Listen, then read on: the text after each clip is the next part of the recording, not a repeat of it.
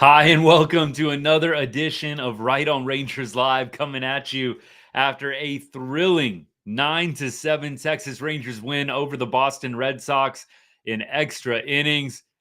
Man, this has got to be, I feel like I say this after every win, so maybe take it with a grain of salt, but this has got to be a top 5 win this year. I gotta say, thinking back to a lot of the wins that we've had this year, this has got to be a top 5 for me.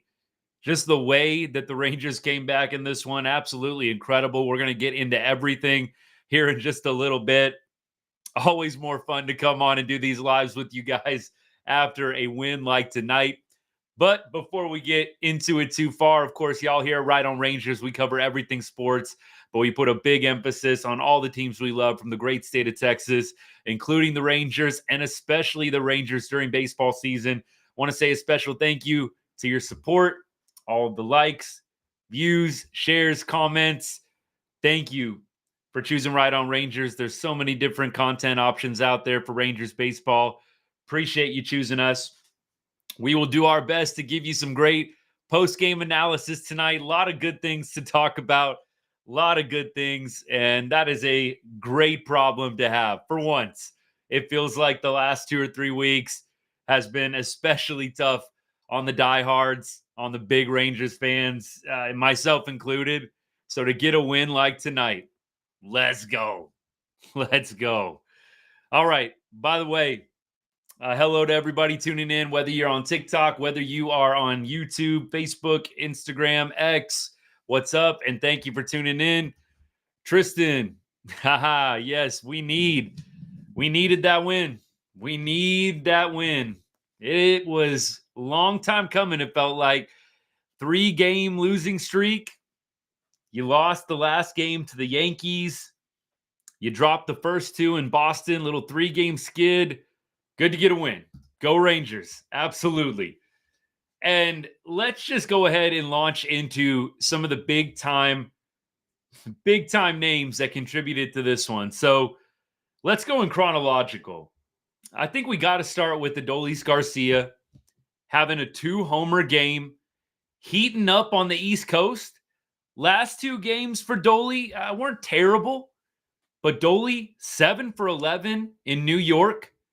And then tonight goes off 2 homers. Dolly had, 3 hits, 3 for 5, 2 RBI, both solo shots. I think we got to start with Adolis Garcia. Lord knows we have ripped him up and down, Rangers fans, myself included, for the regression this year. I mean, I should take that back. I know some Rangers fans don't believe in ever criticizing any player or coach ever, so obviously I'm not including them in the bunch. But here on this show, we have told you the cold hard facts about Dolly and the stats and where he's at. And they're not good on the season. But Dolly 7 for 11 in New York, goes 3 for 5 tonight with 2 bombs. The home run that he hit in the top of the 8th did not tie the game, but it put it within 1, gave the Rangers a very legitimate chance to have a win tonight. And without Dolly's contributions, not sure this team gets a dub. So we got to start with Dolly. Great night for him, multi-homer night. Great East Coast road trip for Adolis Garcia. 100%. Let's go to the 9th inning. Actually, let's go to the bottom of the 8th. So, bottom of the 8th, we've got David Robertson pitching. Robertson in the bottom of the 8th starts it out like this. Here was the sequence. We had Jarren Duran singling. We then had Abreu striking out swinging. Jarren Duran actually was thrown out at second. So we had a very good start to the bottom of the 8th inning. It quickly went bad. Then we had a double by Yoshida, 2-out double. Intentionally walked Devers. And then Danny Jansen, recently acquired from the Blue Jays, singles on a line drive to left field. Connor Wong scored 5-4 Red Sox. From there, we had a double by Gonzalez that just made it a little bit worse, and it was 7-4 Red Sox in a blink. I think we would be remiss if we didn't talk about that Danny Jansen single. Doesn't look like they attributed any error to Wyatt Langford on that throw. How on earth did Wyatt Langford not get an error on that throw in the bottom of the 8th inning? I mean, look, we don't want to dwell on the negative too much, but that throw was literally 15, 20 feet over Jonah Heim's head. How do you not give Wyatt Langford an error there? I guess maybe because nobody advanced. I'm only throwing that out. I don't even know it for a fact. I just don't even understand how you don't give an error to Wyatt there. And they did slow it down. They kind of did the slow-mo freeze frame. And I know I did it as well on my TV, but looked like an even mildly decent throw on that Danny Jansen single that ultimately ended up scoring Connor Wong. Looked like even a mildly decent throw would have got the runner at home plate and ended the inning.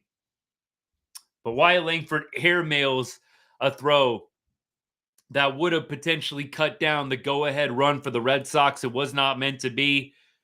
Red Sox would go on to lead 7-4 heading into the 9th inning. Fast forward to the top of the 9th. Corey Seager, Josh Smith go back-to-back ground ball singles. Thought Doley might go ahead and hit that 3rd home run and tie the game, but Doley popped out to Gonzalez, first baseman, on the infield fly rule. Nate Lowe came up, grounded into a force out. So that made it 2 outs with runners on 1st and 3rd. And Wyatt Langford, maybe, I don't want to say the biggest hit of his career, but it's got to be up there. One of the biggest knocks of his career. Wyatt Langford hits a home run with 2 outs at the death to send the Rangers to the bottom of the 9th inning with a chance to go to extras. 0-1 count, cutter, middle in, and Wyatt Langford did not miss. 2 outs, 1 strike. Rangers at the death tie it 7-7 on a 3-run homer by Wyatt Langford. Duran called out on strikes immediately after. And I think we also, we led with Doley. Let me lead with somebody else that deserves a lot of credit, but may not get it in the headlines on MLB Network or .com or ESPN. Let's talk about Matt Festa. He came in a tough spot when he was recently called up, gave up a run. Rangers with the depleted bullpen don't have a lot of options right now. But Matt Festa tonight comes in after Robertson and throws an inning and a third. No base runners, 1 strikeout, no walks, and gets the game to extra innings. I don't think that was any small feat. Don't know what it means for Festa long term, but what he did, bottom of the 9th in Fenway, tie game, getting the game to extra innings. We can't sleep on that. That was an incredibly clutch performance from Matt Festa. Throwing what? Only his, was that his 2nd or 3rd major league game? The guy has 3 major league games now under his belt. I mean, regular season, 3 games for us, about 90 games total in his career. 3 or 4 games on the regular season for us, 93 games in his career. And what a big moment. Good to see Festa performing bottom of the 9th. Rangers bullpen depleted. Don't sleep on that performance from Matt Festa. Incredible. Now, let's take it to the top of the 10th. Ghost runner on second base. The Rangers, correct me if I'm wrong, they've won a lot of extra inning games, it feels like. I maybe am just not remembering that well. I don't know. But it feels like we have won quite a few extra inning games. We didn't win the extra inning game, on Monday? But it feels like we have won a lot of extra inning games this year. Maybe I'm totally off on that. But Jonah Heim leaving no doubt in the very first at bat of the 10th inning. Jonah takes, who was it? Zach Kelly deep. Kind of a no-doubter off the bat in my mind. Jonah Heim. Was that first pitch as well? First pitch right down the pipe. I mean, that thing was center cut. First pitch right down the pipe. And Jonah Heim, that has got to feel so good for him with his recent, let's call it demotion, basically now in a platoon with Carson Kelly. You know that had to feel good for Jonah Heim, giving the Rangers a 9-7 lead. Leody Taveras singled soon after. The Rangers were not able to cross any more runs. I was glad that Leody error on the base pass did not come back to bite the Rangers. Leody kind of takes his eye off Beasley for a second. Would have probably scored on that Josh Schmidt double in the top of the 10th. Glad that did not come back to bite the Rangers. And for Leody's sake, Leody had a really nice game tonight. 2 for 4, RBI. Leody had a great game. I really did not want us to have to scrutinize his base running. So glad to see Leody and that base running error not come back to bite us.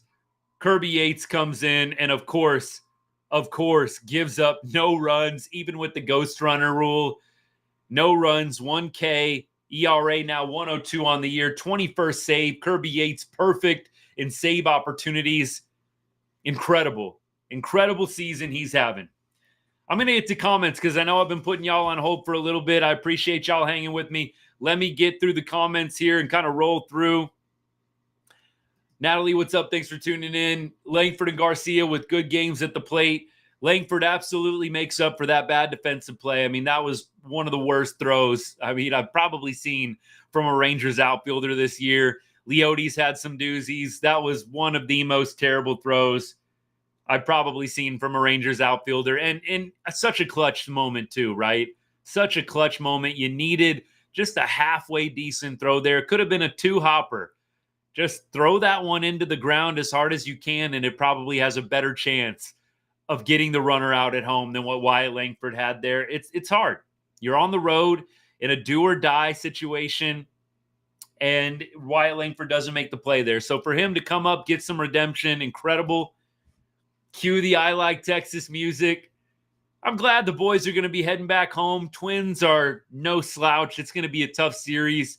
Minnesota 4-game set coming up. We'll talk about it at the end of the show. But cue the I Like Texas music. And Wyatt Langford, one of several heroes for the Rangers tonight, no doubt. John, what's up, my man? Thanks for tuning in. What an insane win tonight, John says. Roller coaster. Adoli's huge night. Wyatt just forever clutch in our last out. Heim with the go-ahead homer on the first pitch. There's no quit in this team. Look, this was definitely one of those games. They very well, it might not mean anything for the rest of the season. And I'm not going to sit here and say this game is going to turn it all around. You know, we're past that, y'all. We've kind of talked this through. But I will say this. It showed you something about this team tonight, that they came back and won this game. You know, the Red Sox go up 7-4 in the 9th inning. It's pretty easy to go 1-2-3 quietly. This team grinded out at bats in the top of the 9th and in the top of the 10th and came back and won this game at a time in their season where they are all but done. All but done. I don't think any Rangers fan that's been watching these guys all year is super, super hopeful that playoffs are going to be a happening thing. Like I said to y'all, really the past 2 nights, let's just lock in game by game. We'll peek at the standings now and then if it gets interesting, great. But I'm with John. This win told me a lot about this ball club. Would have been very easy to roll over and get swept in the top of the 9th inning, down 3, especially after a very deflating error from Wyatt Langford. I know he doesn't get the error in the scorebook, but, I mean, you overthrew a guy by 10 feet. Come on, dude. I mean, that was bad, but Wyatt Langford makes up for it, and then some with the home run. The last out ties the game, helps send it to extra innings. Great stuff. Let me keep going. Agreed. Wyatt Langford homer. So clutch. Scott, thanks for tuning in. Appreciate you, bro. 11 left on base tonight. Is that right? It is crazy how much we waste opportunities. The games really don't need to be this close. I mean, they really don't. Y'all hear me joke all the time. I mean, can we just get a game where We win by 4 or 5. We don't have to come back. It doesn't have to be some one-run nail-biter. Can we just get a game consistently, like, not just a one-off and then 2 weeks pass before another one? Can we just get a couple of games that are just no sweat, no stress, taking advantage of the guys on base? 11 left on base tonight, and runners in scoring position was 2 for 16. Not pretty. Just not pretty with the runners in scoring position. But you know what? They did it when it mattered. Wyatt Langford, Jonah Heim, back-to-back innings, hits with runners in scoring position. And of course, those 2 homers signify the only 2 hits the Rangers had with runners in scoring position. So you know what that means? We were 0 for 14 with runners in scoring position going into the 9th inning. Now, guys, I'm not a math guy and I'm going on the fly here, but that's crazy. We were 0 for 14 with runners in scoring position going into the 9th inning. My goodness, that is bad. Let's not dwell on it. Like, this is a good night. The Rangers won a ball game. Let's not dwell on 0 for 14 going into the 9th inning before the Wyatt Langford home run. Goodness. Aaron, what's up, man? Thank you for tuning in. Appreciate you. Langford, absolutely. Redemption, revival. Man, the look on his face after the error just kind of said it all. And you didn't feel good about the Rangers' chances when the camera panned to Wyatt after the bad throw. I am very glad that I was wrong in that moment. I was not expecting a comeback. I don't know if a lot of Rangers fans were either. But I am glad to be wrong. Very glad to be wrong. Yes, Festa, great outing. Look, it might be fool's gold. I'm not going to proclaim anything with Matt Festa other than what he gave us tonight was incredibly needed. Very much needed with the bullpen on the ropes. I mean, a lot of injuries right now. Bullpen's on the ropes. The starting pitching rotation is a mess right now. We needed this from Festa in the bottom of the 9th. Not really what you wanted to do. I don't think that they were going to use Yates unless it was a clear save situation. And sure enough, he got trotted out there in the bottom of the 10th. But Yates going multi-innings on Monday night. Wondered if he was going to get a couple days off. I sure was glad to see Kirby Yates in the bottom of the 10th. Am I right? I thought maybe they're going to try and get out of this one without using Yates. Maybe they're going to throw Festa out there for an additional inning. Did anybody else have that thought? I was sure that they were going to try and squeeze one more out of Festa. And with every fiber of my being, I was like, no, please, don't ruin this. He's had a great outing. The 9th inning, 1, 2, 3, super clutch. Let's not ruin it by trying to squeeze one more inning out of him. So when Kirby Yates was warming and then they brought him in, huge relief for me. Instantly felt amazing about our chances of getting that one. I think you bring Festa out there for the bottom of the 10th and it gets interesting quickly. But I sure was glad to see Kirby Yates out there on the bump to close this one out. Absolutely appreciate the comment. Much needed win. Much needed. This was ugly. I mean, the Rangers have lost, their last 6 series. This was looking ugly in Boston. The whole East Coast swing was not looking good. I mean, first you got swept in Toronto. Then you go to New York. You lose 2 out of 3. You lost 2 out of 3 in Boston. I know the Toronto series was a little while ago, but the road has not been kind to the Rangers. That's an understatement. So to get a win, at least not get swept on your way out of town, we'll take that. Hopefully the Rangers can go home, continue, and ride this wave a little bit against a very good Twins team. And as a couple of you said, I think it's time for the Rangers to relish the spoiler role. And maybe they look up in mid-September and it's 3 or 4 game deficit. You never know. You never know. But they do have some games left against some AL West opponents coming up. Let's just take it a game at a time, a series at a time, and I hope the Rangers can go back home, get some home cooking, sleep in their own beds, all that good stuff, see their families, and have a competitive series against a good Minnesota Twins team right in the thick of the playoffs there. Let me keep going here. Josh Smith, insane play at third. Yeah, I don't know what inning that was, but it was one of those diving stop down the line to his right. So dive to his right, diving stop. He completely spun his body around. You'll see, like, for instance, Manny Machado sometimes take that one and just throw it from his knees, or Nolan Arenado. Smitty actually pops up, spins, and gets his body going the right direction for a throw, and just absolutely unleashes and gets him by about a half a step. Got the base runner. I don't know. Was it Rafaela? Somebody like that. One of their speedy guys by probably half a step, I would say. It was a close play. It actually, on the replay, I thought it was going to be a little bit closer. He got him legitimately by about half a step. It wasn't like, an inch off the base. The foot was an inch off. I mean, that was half a step. What a great throw that was.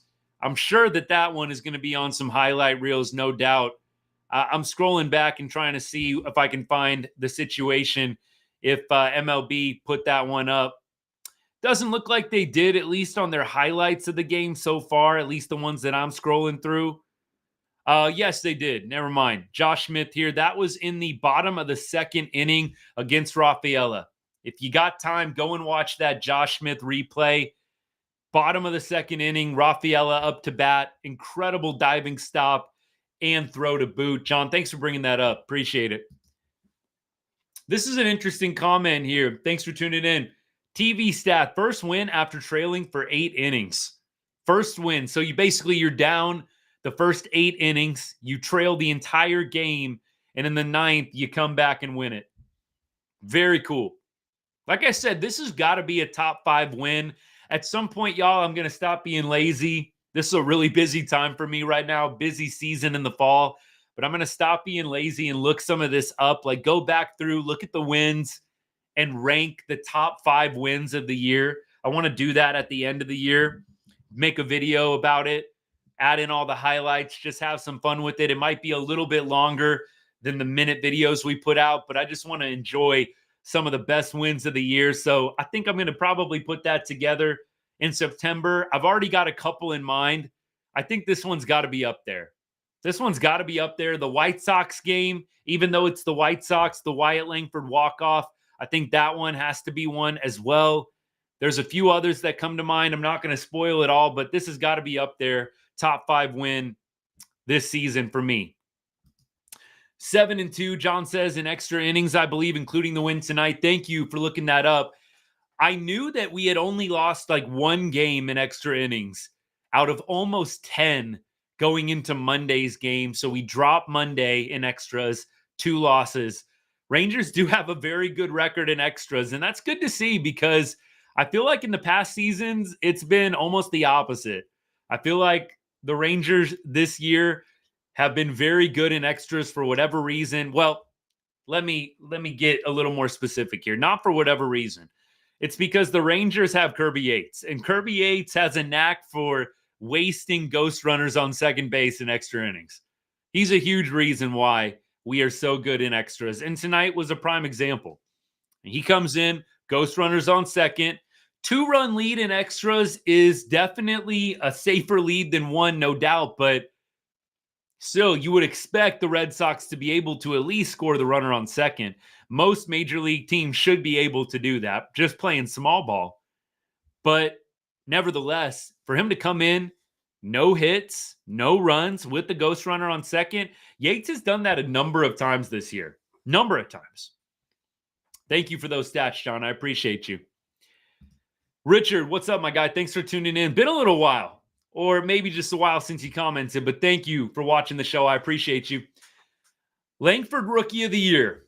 I would love to look up the odds really quick. In fact, I'm going to try and do that with you guys right now. So let's go AL Rookie of the Year odds, and let's just see what we got. Let's see if I can find anything that's kind of updated. So this is an August 13th article. So, of course, it doesn't take into account tonight. I got to think the odds get a little bit of a boost on Langford. Not saying he's the front runner, but I got to think probably odds are going to go down a little bit. Not as much of a long shot, to be more specific, after Wyatt Langford's performance tonight. Looks like Colton Cowser is still odds-on favorite. So he's minus 280. I know not all of y'all are up on betting odds and how to read it and all that. Basically, bet $280 to win 100. So a fairly decent prohibitive favorite, Colton Cowser.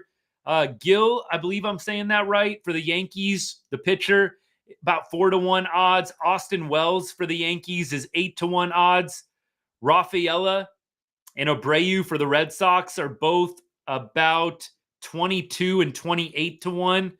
Wyatt Langford right now is 50-1 odds to win Rookie of the Year. So look, if you like Wyatt to have a killer month and a half over the next, I think you got to go and find yourself somebody that's going to take that 50-1 bet.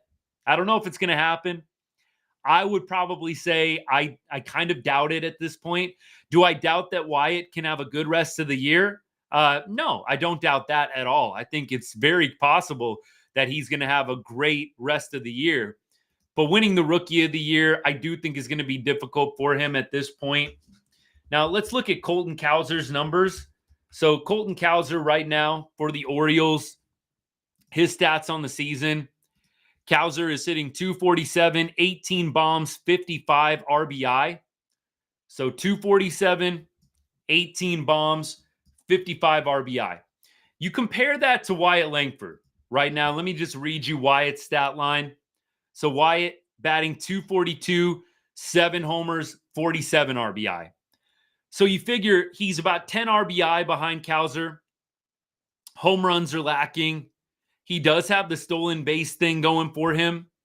But I would say, look, at this point, it's going to be tough. Wyatt would have to go on an absolute tear to pull off Rookie of the Year. An absolute tear. What's up, my guy? Thanks for tuning in. I appreciate you. It's been a little while. At least since I feel like you've been on alive. I'm glad. This is why I love it even more when the Rangers win, is everybody wants to hop on after a Rangers win. And I mean that very sincerely. Like, genuinely, if I was you guys, I'd be the exact same way. I would not want to hop on as much after some of these bad losses. But I love that the wins bring out some of y'all that haven't been here in a second. So thank you so much. The 69 Miracle Mets were 10 games back on the 13th of August. We know how that season ended for them, just saying. Look, this is a man that is with me in spirit, y'all. You know that I am glass half full Rangers fan for sure. I'm glass half full, very optimistic. You guys have not seen me melt down after too many bad losses. I mean, occasionally, yes, but it's been probably, I would say, on one hand, you can count when I get on here and just have a meltdown about something. And even then, it's pretty tame. So I am eternal optimist. I think we can all admit it's not looking good right now for the playoffs, but it is the 14th of August. The Rangers are roughly 10 games out, and it's still possible. Mathematically, we're not eliminated, but it's going to be tough. It's going to be tough. Let's take it a game at a time. Like I said, let's win some series. Let's look up in September, and let's see where we're at. Let's look up at the beginning of September. Jacob deGrom probably might be back by then. Let's just see where we're at. Let's just put together some good baseball here. E. Baker, what's going on? Thanks for the comment. I don't know how Julio's doing. I might be able to check that out a little bit later, but I do not know how he's been since he's been back. I know he was activated on Sunday, and the Mariners routed the Mets on Sunday Night Baseball in Julio's return to the lineup, but I haven't really kept track of that. Players of the game tonight, I think you could take a number of different guys. For me, this one is tough. I think you got to go with Wyatt Langford or Jonah Heim. I mean, Wyatt Langford, if you don't get that home run there with 2 outs in the ninth, the pressure is on. I think you got to give it to Wyatt. I just think the pressure and the amount of clutch needed to produce in that moment, off the charts. You are down to your last out and you're trailing by 3 runs. So the clutch factor, the enormity of the hit, the situation, the context, I think I give it to Wyatt, with Jonah Heim a close second for hitting the bomb in the top of the 10th. That would be my order. There's a number of guys you could give it to. Dolly's got to be in there somewhere. Shoot, I would throw Festa in the mix. Festa had a great outing for us, just incredibly needed. We were low on arms. Bullpen is limping along right now. Festa, huge performance.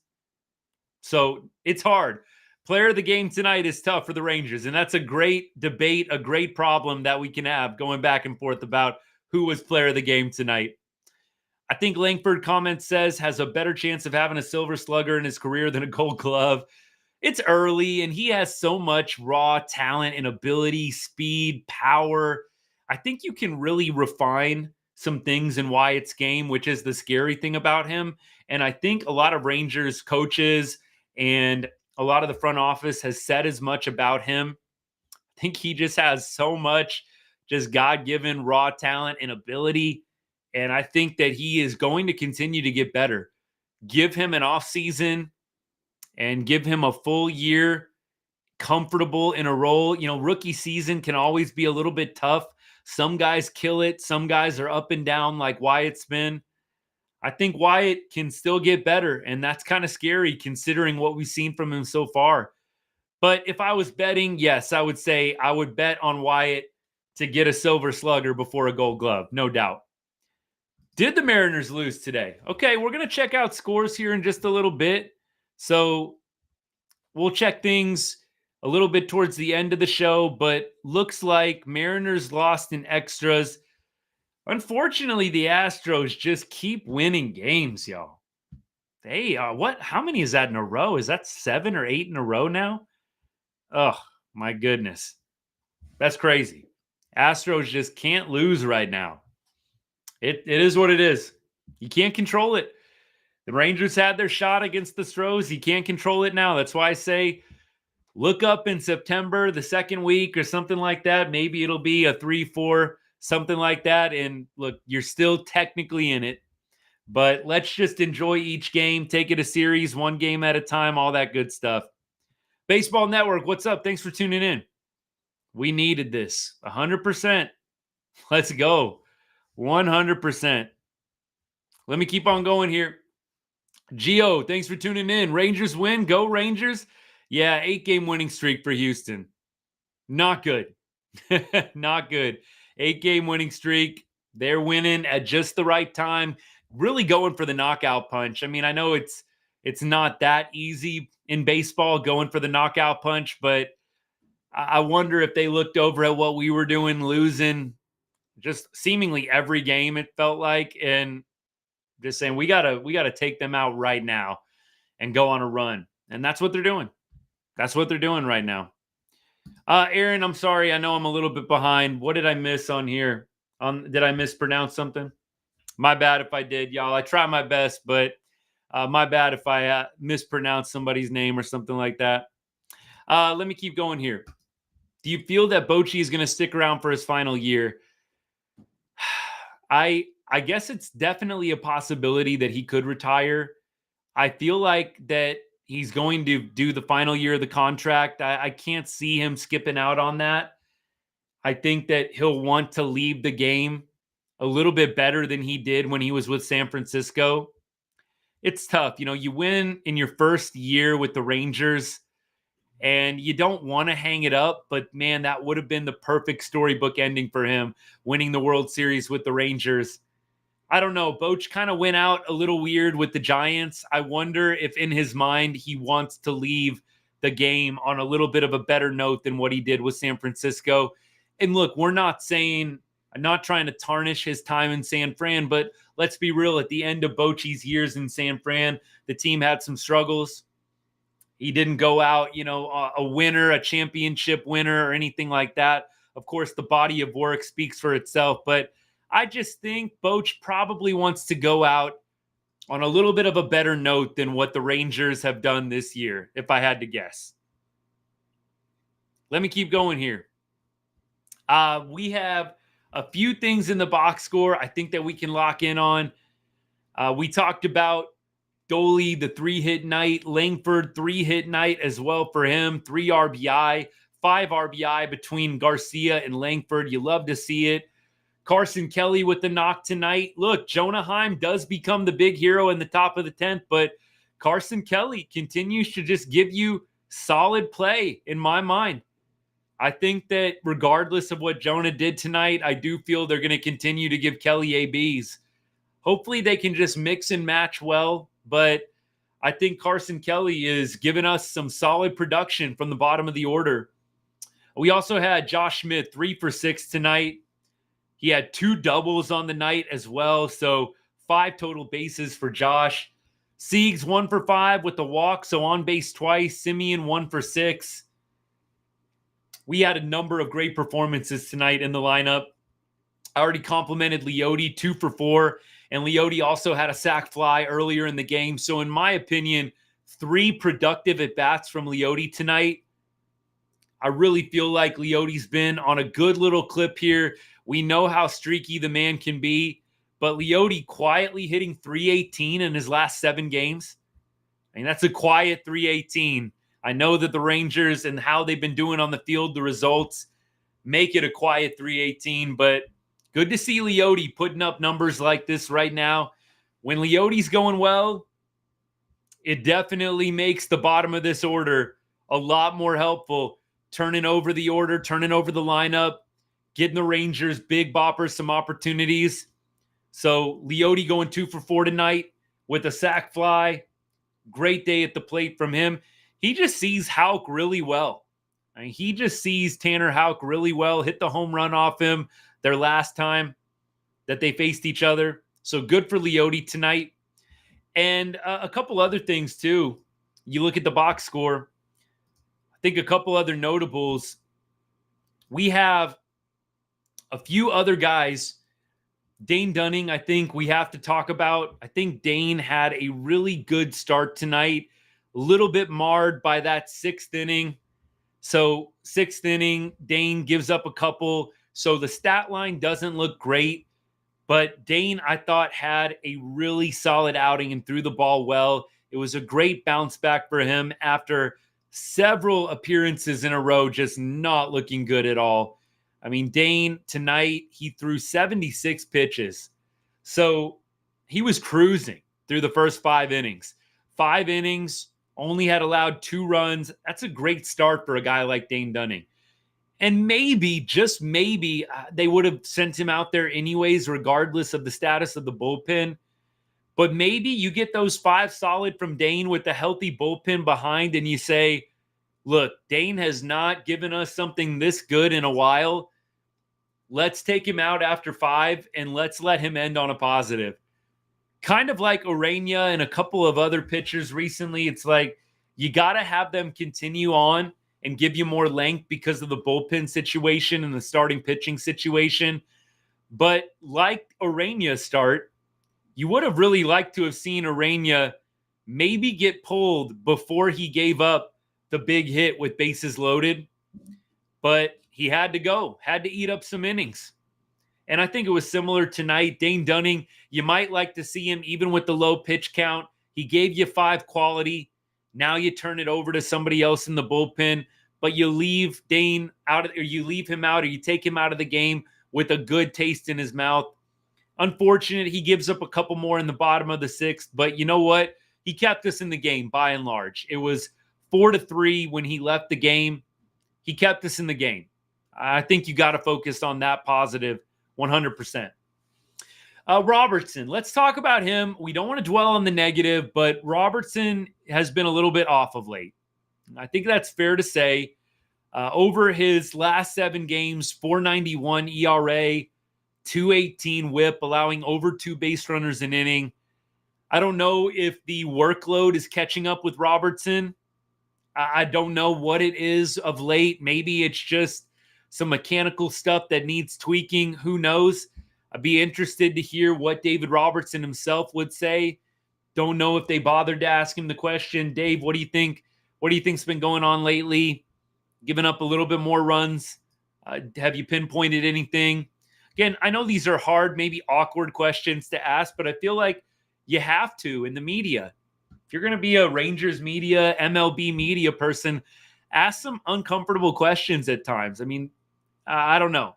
Maybe I'm not giving Rangers reporters enough credit, but I would love for somebody to just ask that. I don't think it's a rude question. Dave, you haven't been pitching quite like yourself of late. What do you think's been going on? I don't know. Maybe somebody asked him. But David Robertson did have a little bit of a tough pull tonight with the Wyatt Langford overthrow. I think a good throw ends that inning. But, let's be real. David Robertson was not sharp in his outing tonight. So regardless of what Wyatt did, I know that that's the big thing that probably frustrated him. Regardless of that, David Robertson, not super sharp tonight. 4 hits allowed. Look, Wyatt Langford, despite the bad throw, that was a true base hit from Danny Jansen. So David Robertson, 4 hits, 1 walk. You allowed 5 base runners in 2/3 of an inning. So, look, I know Robertson was not happy when he left. I don't blame him completely, but he did allow a lot of those base runners to get on. So I think maybe it's disgust at himself to an extent. I'm sure he'll take some blame.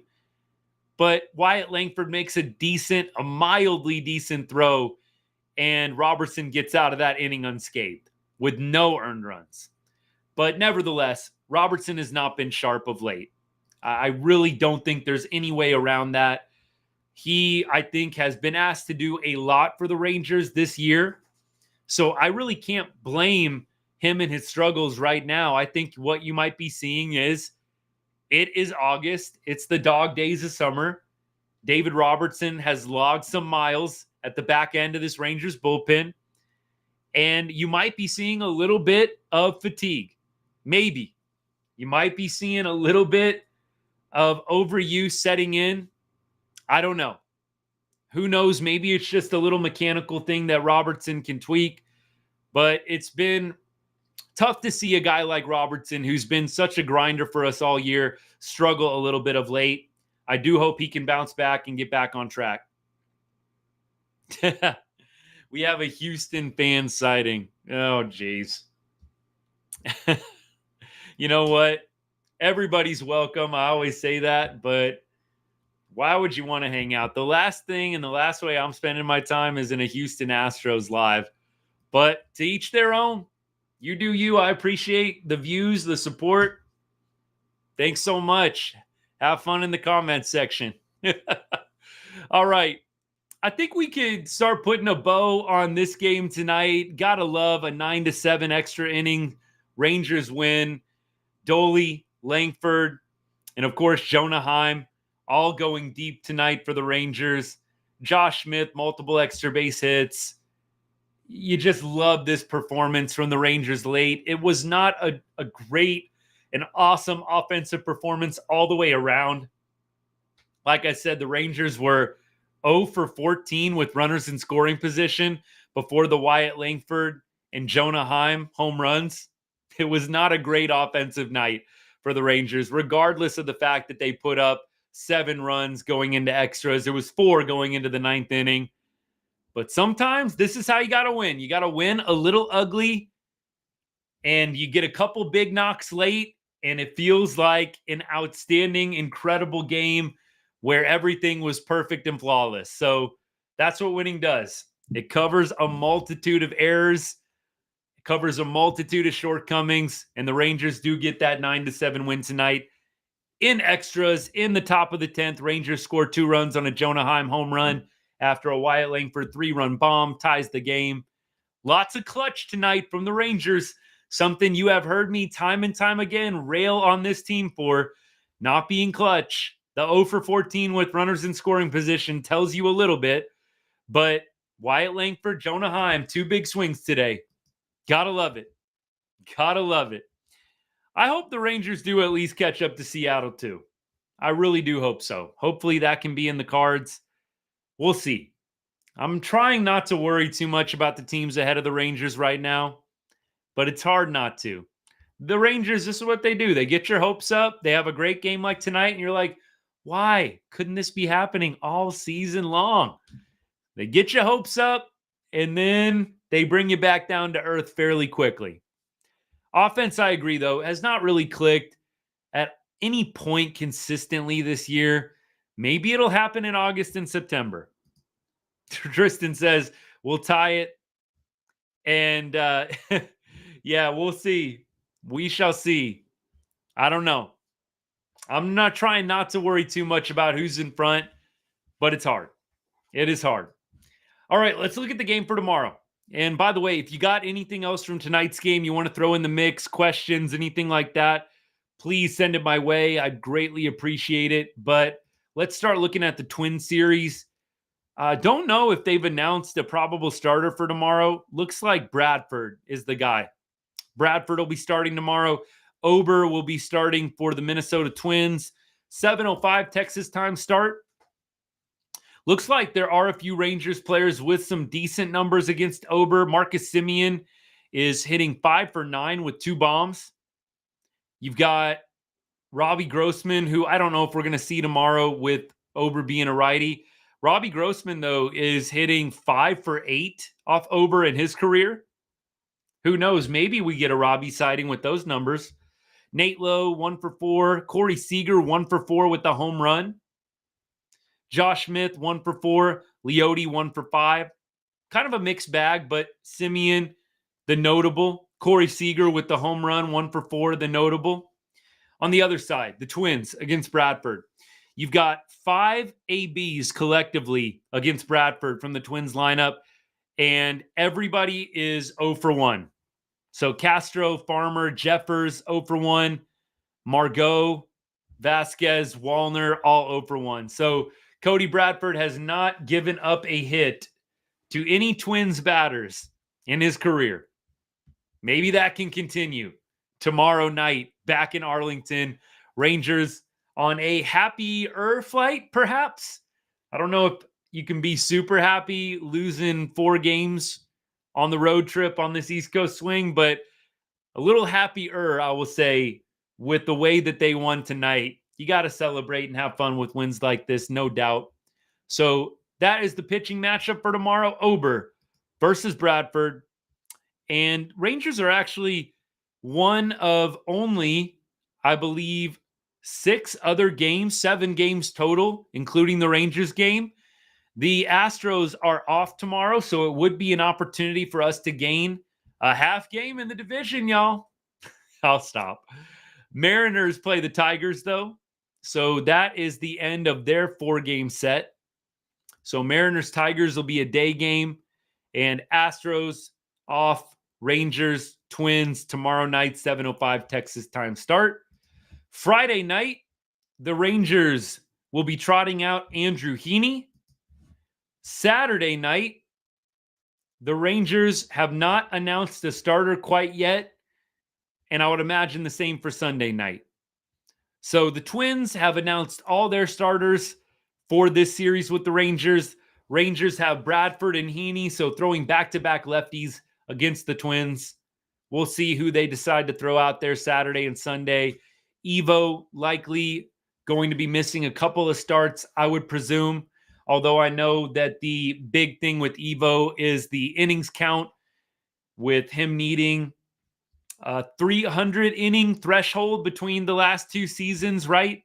In order to activate that player option that he has, which I would imagine he'd be fairly interested in taking. I don't know, maybe he becomes a free agent anyways. Aaron, if you're still around, is Evo likely, even if he gets the player option, is he likely to still go to free agency anyways? Have you heard anything? Aaron's got his ear to the ground on stuff like this. Sorry, y'all, long day, foot to the ground. I guess it makes sense. It's not a totally terrible expression, but whew, long day and great Rangers win. But I don't know if Evo could get more than 20 million on the open market. Now, I know that he could probably get a multi-year deal, so maybe that's a reason why Evo opts out. I don't know if Evo could get more than 20 million annual on the open market. Maybe he could. I think his body of work definitely puts him in that conversation. I don't know if he'd be getting anything over 25. I think 25 would be super high end. I think 20 is actually probably a pretty fair number for Evo. I think the only question is he going to want multi-inning? Would the Rangers be interested in bringing him back on another 2-3 year deal, something like that? I think Evo can still be a really great pitcher for the next several years. So Aaron's saying right now he's expected to test the open market. Look, I wouldn't be shocked by that. I think a lot of guys coming off a decent year, and Evo has had a pretty good season for the Rangers, a little up and down at times, but you'd imagine a guy like Evo wants to probably try and secure that last contract. Evo, not the oldest baseball player out there or anything like that, but you would think he would be trying to get that last 2-3 year deal, something like that. So we'll see what happens. But Nate Eovaldi, right now, he is 34, going to be turning 35 next year. You still see some guys throwing well in their upper 30s. I think he could get a 3-year deal and keep on twirling for the Rangers, hopefully. We'll see what happens. Did y'all see this? I looked up Eovaldi and I'm seeing this Sports Illustrated article. Did y'all see this? So apparently, Ken Rosenthal suggested that the Rangers might waive some players, and Evo was one of the players. Did y'all see this report? I'm just looking at this now. This is a Sports Illustrated article by Stevenson, who some of y'all might follow. Writes for the Rangers a lot. Think he might do a couple other sports. So this article, it says, according to Ken Rosenthal, who pondered potential MLB moves ahead of the August 31st waiver trade deadline, he didn't just suggest Evo as an option for waivers, but starter Andrew Heaney and Robertson, Yates, and Leclerc.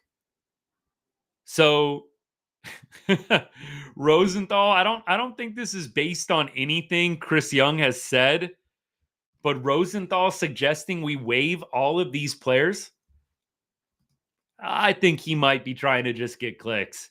Rosenthal suggesting that we potentially think about waiving Evo, Yates, Robertson, Leclerc, Heaney.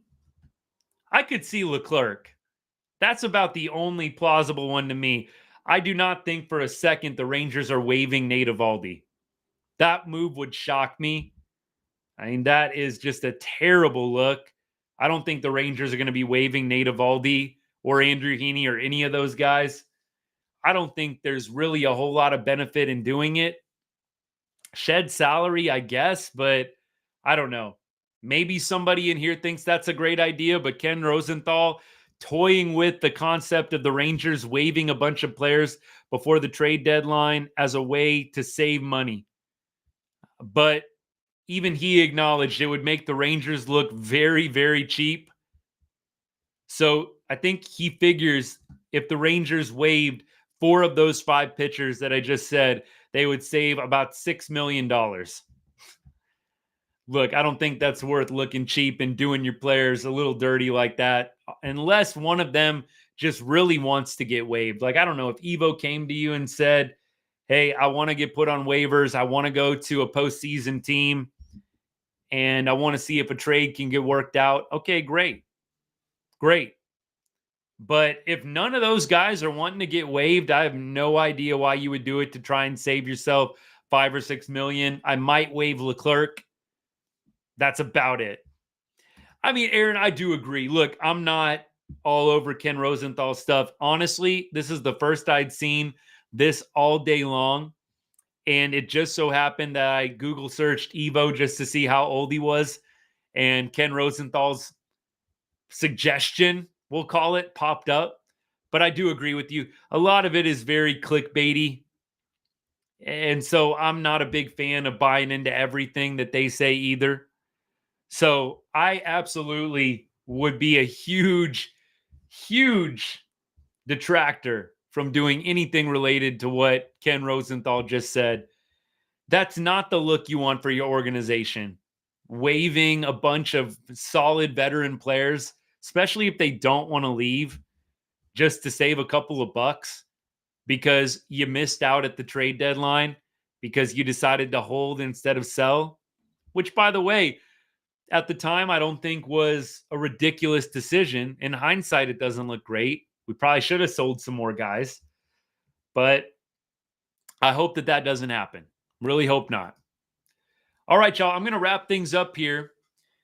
we are going to go around the league real quick, talk about headlines, talk about the AL West, and again, the two other AL West teams ahead of the Rangers, the Astros and the Mariners. Both played extra innings, I believe, today, if I'm not mistaken. Houston went 10. Seattle went 10. Everybody went 10 today. Rangers, Mariners, Astros all went 10 innings today. And all but Seattle came out a winner. Houston beats the Rays 2-1. Seattle loses to Detroit 3-2. Rangers, of course, beat the Red Sox 9-7. Let's look at the standings. We have Houston up by 9.5, 8-game win streak. Seattle, 2.5 game deficit. We are 7 games behind the Mariners for the second place spot. Texas is 10 games out of the wild card, so about equal chance right now if you were even pondering what the wild card standings looked like. So the Rangers have an equally poor chance from either the division side of things or the wild card side of things to make the playoffs. It's got to be under 1% on Fangraphs by now. I got to think. Got to think it's under a 1% chance for the Rangers to make the playoffs at this point. Around the league, let's see if we got any headlines worth talking about. So Soto hit another home run tonight in Chicago, followed up his 3 home run performance with another bomb. So there's that. Let's see. Bobby Witt takes a pitch 4 feet high off the ground deep for a home run. Man, I would love to have Bobby Witt on our team, have him play short. Bobby Witt, shortstop, maybe move Corey over to first. That would be a very fun team to watch. Bobby Witt, one of my favorite players, not a Texas Ranger. I'm going to have to watch that replay. 4 feet high off the ground and you take it deep. That's impressive. Very, very impressive. Schwarber hits a go-ahead grand slam and Phils get a much-needed win. Lindor ends homerless streak with huge home run. I'm assuming the Mets got a win tonight.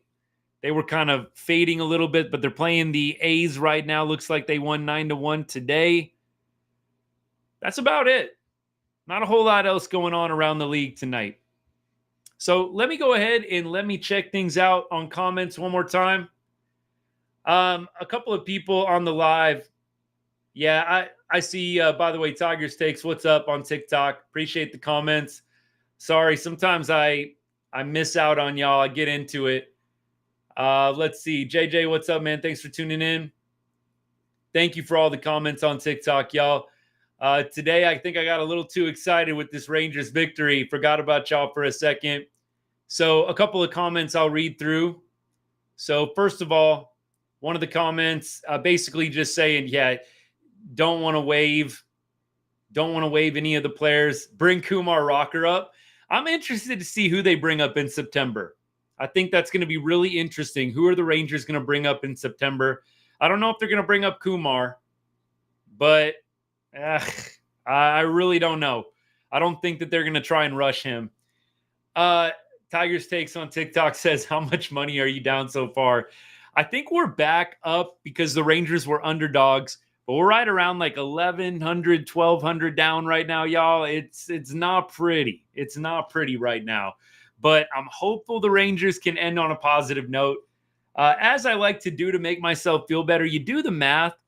So I'm down about 1,100 on the season in my challenge, betting 1 cent on Texas Rangers winning for every follower that I have. I'm at about 10,200 total followers across all platforms, down about $1,200-ish on the year. So I figured they played 120 games. I'm down 1,200. That's like $10 a game. So you know what? When I put it like that, hey, paying $10 every time they play doesn't seem so bad. You tell me what you think of my math on that one. I sure hope they can help me out, though, and my challenge can get a little boost from the Rangers with some good play down the stretch. I sure would love that. But it is not super pretty right now. Another comment says, I think you should do this same thing, but with the Longhorns. I'm actually probably going to engage a lot of y'all on this stuff. But you guys know on my channel, we cover a bunch of different Texas teams, mostly DFW teams. So I grew up in the Dallas-Fort Worth area. So Rangers, Mavericks, Cowboys, and then I grew up a Texas Longhorns fan as well. So I'm toying around with what to do this fall. Obviously, we're still going to have baseball in September and October. Hopefully for the Rangers, they'll get some October baseball. I'm not super hopeful, but we've still got some baseball yet this year. So we'll still be doing Right on Rangers with the Texas Rangers, but I'm thinking about possibly doing it for other sports as well. Don't know if we'll do a live every day when some of those teams play, like the Mavericks. I don't know if I'll go live after every Mavericks game or anything like that, but I have thought maybe about doing a live after Longhorns football and after some Cowboys football games, or maybe doing a joint show where I cover each team. So I know not every Rangers fan is a Cowboys fan or a Longhorns fan, but I probably will start transitioning into some of that content as football gets kicked off. But like I said, I'll probably try and engage some of you guys, see what your interest level is, and see what you guys think would be good. I got a couple of ideas in mind, but look out for that later on. Yeah, a couple of things here. I do think maybe Walcott potentially could be that September call-up. Maybe. I don't know. Maybe they'll give him an opportunity. It just kind of depends on where they're at in the standings, but I think they might potentially give a guy like Walcott an opportunity. Maybe Teodo. I just don't know. Who knows what CY has completely up his sleeve. I think you want to give some opportunities to guys in September if you're not going to make the playoffs, especially. So I'm excited to see who they bring up. I mean, I don't have any clue exactly who's going to get brought up, but I'm excited for them to bring some of the young guys up and to get to see them play and react. I think it's a delicate balance. You want to make sure you're putting guys in positions to be successful. Sometimes guys who do really well down at AA aren't going to make the jump up to the major league level and do well. So Kumar Rocker throwing well at AA. I think you got to slowly work him up the ranks. I would doubt if we see Kumar Rocker this year, but maybe some of those other guys. That could be a lot of fun. I wonder, you know who I was thinking about? Texas Rangers prospect. I was thinking about Acuna the other day because we were talking about the Scherzer trade and how it really hasn't worked out for the Rangers. I do think, if we're being honest, as much as I like Max, I love the competitor that he is. I absolutely feel like we're going to look back on that one and regret it to an extent. Max did help us out in the postseason. Absolutely, he did. He was hurt for a majority of it, but he did have a couple of key outings in there. He was a part of the World Series run. Can't deny it. But I think they're going to look back and miss Luis Angel Acuna. Right now, Acuna in AAA, I'm just looking at his 2024 stats. They're not overly gaudy. He does have 31 steals, 265 average, 6 bombs, 41 RBI. So who knows? Who knows what he's going to become? I do wonder, though, if that's going to be a trade we look back on when Acuna is an all-star for the Mets and wish that we could have it back. We'll see what happens. Let's see. Walcott, though, to go back to the comment, I don't know if they're going to transition Walcott to an outfield position. I actually think that they're going to probably keep him right where he is. And I think Corey Seager at some point in the next couple of years is probably going to be the one making the transition. I've heard it thrown around multiple times by multiple Rangers personalities and media that down the road, that has been kind of the unofficial plan for him to move to first base, Corey Seager. We'll see if it happens. I mean, it's not a foregone conclusion, but I think ideally you have Seager move to first base within the next 3 years, maybe 2 years, and then you have Walcott come up and play short. That's what I'd like to see. I love Corey. He's my favorite Ranger. A lot of Texas Rangers fans, Corey's their favorite too. I don't think Corey plays a particularly stunning shortstop. I think he's not a bad defensive shortstop. I think he's better than a mediocre defensive shortstop. I think he's a good defensive shortstop. But I think you see where Seager lacks a little bit of range, and there's probably other guys that could man that position out in the field a little bit better. So I'd really like to see them transition him to first base within the next 2 or 3 seasons and leave Walcott where he's at shortstop. I do think that the Rangers need to start thinking about that. I don't think Corey's going to be able to hold down shortstop forever. So we'll see what they decide to do. Let's keep going here. Aaron. Who's your team, Aaron, by the way? Cowgirls. Come on now. Tristan, thanks for the correction. I appreciate that. Thanks for the correction. Aaron, tell me who your team is. I think I remember you telling me at one point, or maybe I saw it on your socials, but let me know. Who's your team? We are definitely probably going to be getting into some Cowboys football, though, at some point. So, if you are not a big Cowboys fan or Longhorns fan, we're still throwing Rangers content out there, but we will start getting into some football here. Football is right up there with baseball for me. Baseball probably first love. Football extremely close second. We'll definitely be doing some football stuff, though. I mean, it is probably the biggest sport out there. So we won't miss out on an opportunity to talk Cowboys and Longhorns, but we're going to finish out strong with the Rangers this year. Win or lose. Win or lose. No favorite in the NFL. Yep. NFL is definitely a fun time of the year. October is one of my favorite times of the year. Playoff baseball. You got NFL in full swing, college football in full swing. It's a great time of the year. So I'm looking forward to it. Hopefully some of y'all stick around when we start doing a little bit more football stuff. But Cowboys, Mavericks, Longhorns, Rangers, those are the big four. Well, all right, y'all. I'm going to go ahead and call it a night. Thank you so much for tuning in. Appreciate all of y'all and your support. If you're not following the account, not subscribed to the channel yet, would greatly appreciate if you hit that follow or subscribe button, whether you're on TikTok or whether you are watching on YouTube, X, Facebook, or Instagram. And if you know somebody that's a big Rangers fan, you know somebody that loves the Texas Rangers or Major League Baseball, please share the channel with them. Share the account with them. Share with them one of my videos. I'd greatly, greatly appreciate it. Thank you so much. Bochy's contract, I think Aaron just got to it in the comments, but he's got one more year left. Although I kind of wondered, I was pondering this the other night, if potentially they'll think about extending him in the offseason so he's not in that, lame duck-ish kind of year, or what could be a lame duck year. So maybe they'll extend him in the offseason. I think they're probably going to talk about it. I would imagine Boch is going to be hungry to go out on a better note. That's my prediction. All right, y'all. We'll be back after the Twins-Rangers game tomorrow, hopefully after another Rangers win.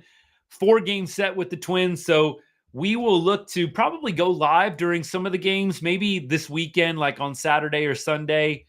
Not sure if we'll be able to do it Thursday or Friday, but looking forward to a good series with the Twins. Going to be a competitive team coming to Arlington, fighting for a good playoff spot and to maintain it. So the Twins, I'm sure, are going to be giving us their best. Hopefully the Rangers can make it fun for the home fans, play some spoiler down the stretch. That's what I want to see. Keep fighting, keep winning, keep scratching, clawing, trying to get some wins and scraping them together. And then, hey, like I said, maybe you look up in September and there's still a sliver of hope left. Who knows? That's why you got to play the games. But I hope y'all have a great rest of your Wednesday night. Looking forward to seeing y'all at some point later this week or on the replay on YouTube or Facebook. Have a good one. As I always say to end every show, God bless and go Rangers. Bye now.